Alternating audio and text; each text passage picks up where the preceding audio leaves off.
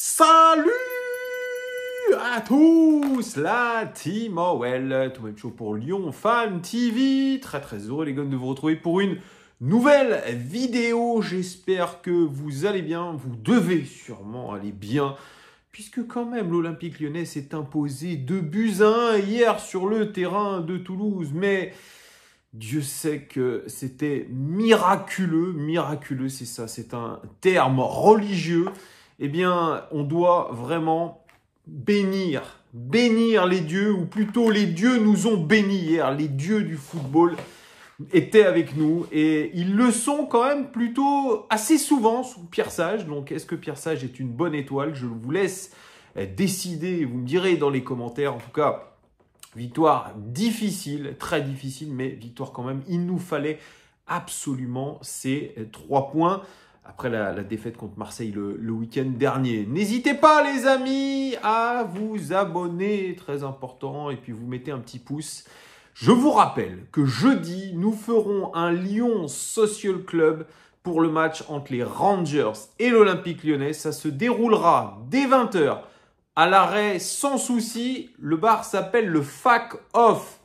Alors pour 10 €, vous aurez non seulement Happy Hours pendant tout le temps du match, et surtout, vous aurez accès à la tombola pour gagner le maillot extérieur de l'Olympique Lyonnais, valeur 108 €. Donc venez nombreux avec nous, regardez le match, on fera des lives. Bref, c'est toujours des ambiances de feu dans ces social clubs. Allez, je passe directement dans le vif du sujet, ce Toulouse Olympique Lyonnais. Je salue mes copains de Lyon Fan TV, Lyon Live TV, ceux qui ont fait le live d'hier. Merci à vous les gars, vous avez été au top. Vraiment, le débrief était d'ailleurs de très belles factures, comme quoi, les amis, je ne suis pas là, mais il y a des débriefs de qualité sur cette chaîne et vraiment je remercie tous les participants parce que ça fait réellement plaisir d'avoir, je dirais, des avis un petit peu différents. Il n'y a pas que mon avis sur cette chaîne, il y a d'autres avis, il y a des avis qui sont éclectiques et c'est toujours très intéressant. Alors ce match d'hier, je l'ai subi un petit peu en pointillé puisque j'étais en famille à Paris et franchement, la première mi-temps, les amis, m'a glacé le sang tellement que c'était ignoble, hideux. Je reprends les termes de Constant dans le débrief d'hier. Et Pierre Sage, il savait que c'était une rencontre importante. Et après les efforts consentis contre Olympiakos, il fallait qu'il fasse tourner. Il l'avait dit parce que nous avons pléthore de joueurs. Nous avons 28 joueurs en tout. Et depuis le début de la saison, on a fait jouer tout le monde. Sauf Enzo Molébé et Anthony Lopez, en tout cas, bon, je dirais dans 28 joueurs, oui, on enlève Enzo Molébé et Anthony Lopez. Rémi Descamps n'a pas joué, et puis Bangui aussi n'a pas joué. Mais bref, dans tous les joueurs de champ, si on garde que les joueurs de champ, le seul Enzo Molébé n'a pas joué. Donc il fallait absolument faire jouer d'autres joueurs pour les maintenir dans un délire collectif surtout, parce que c'est le collectif aujourd'hui qui prime. Et Pierre Sage a fait un changement de 8 joueurs, ce qui est quand même beaucoup. Titularisation de Tessman, de Miko Tadze, de Zaha, de Benrahma. On a eu Mata en défense centrale avec Douye Kaletacha. On a eu Abner à gauche et à droite Sahel Koumbedi. Donc une équipe complètement nouvelle qui était censée apporter de la fraîcheur. Il y a eu quelques sanctions.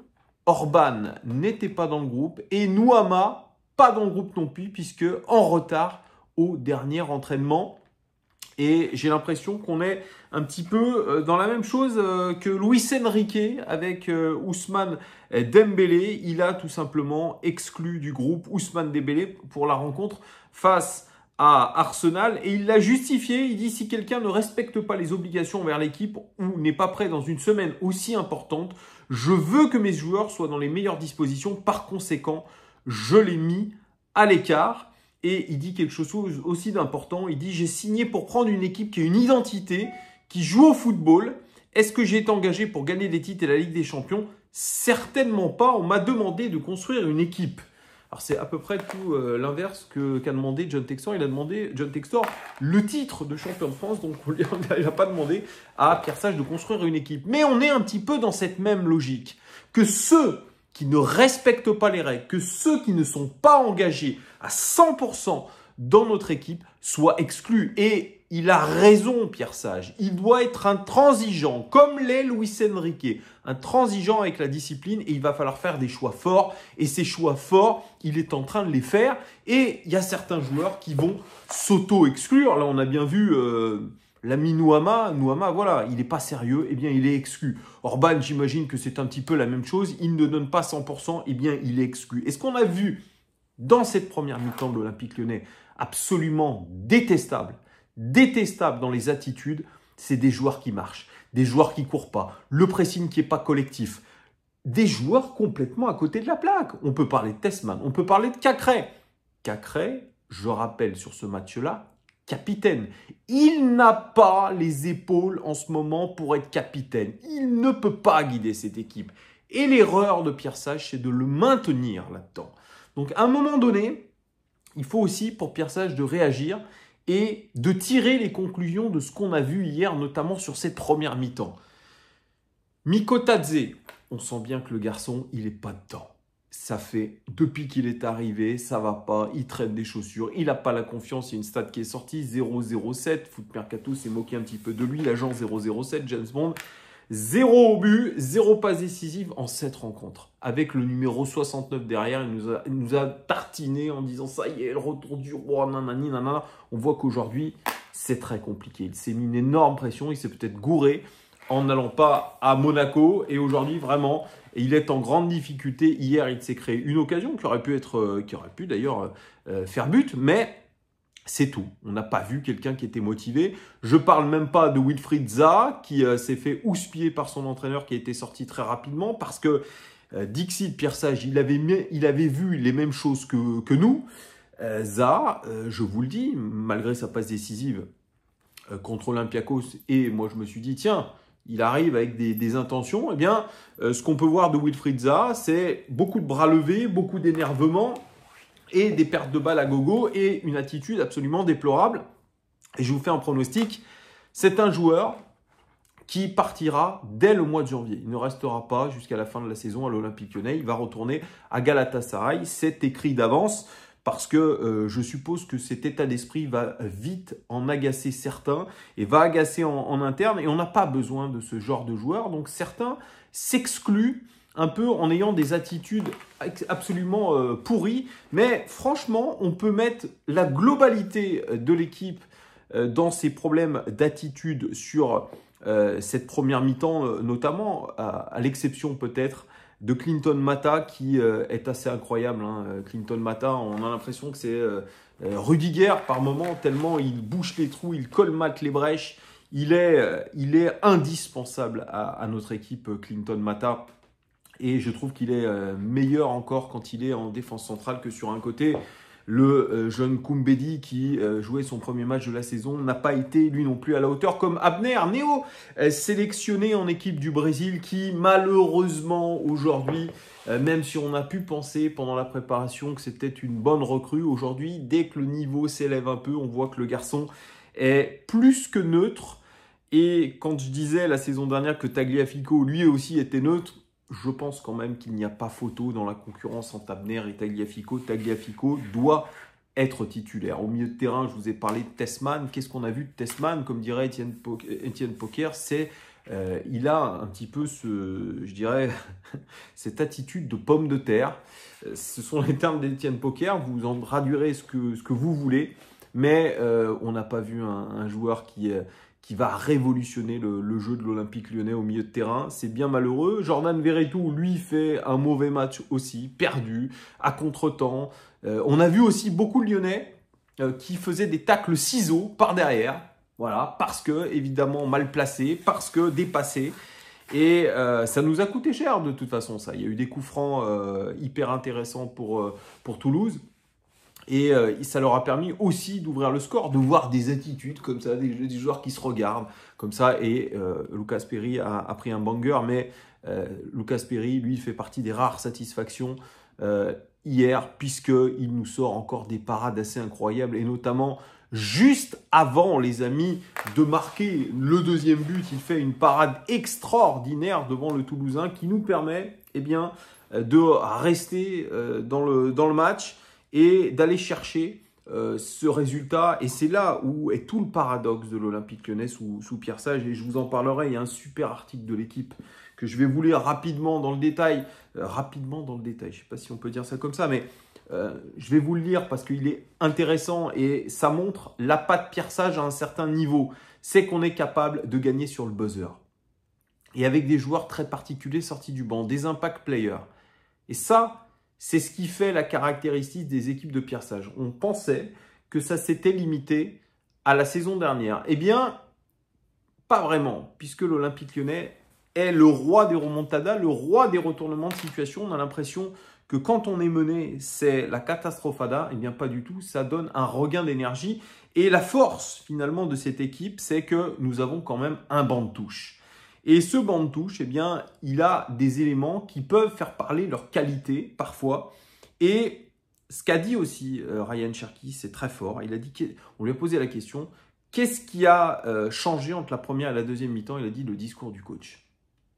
Et ça, c'est pas la première fois qu'on entend ça, que le discours du coach change tout en deuxième mi-temps. Comme si Pierre Sage se trompait régulièrement sur ses équipes de base, mais ensuite arrivait à remotiver ses troupes par différents leviers, et ça a marché.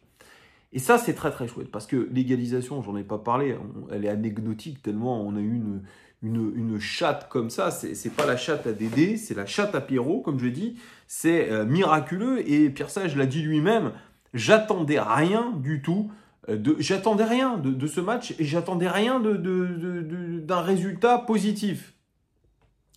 Parce que oui, les amis, nous avons gagné encore une fois sur le buzzer, sur cette très très belle action de Ryan Cherki. Une fois n'est pas coutume, qui aurait mérité d'être titulaire, qui a fait une merveille de passe pour Malik Fofana. Encore lui qui ne s'est pas posé de questions. Bim bam boum.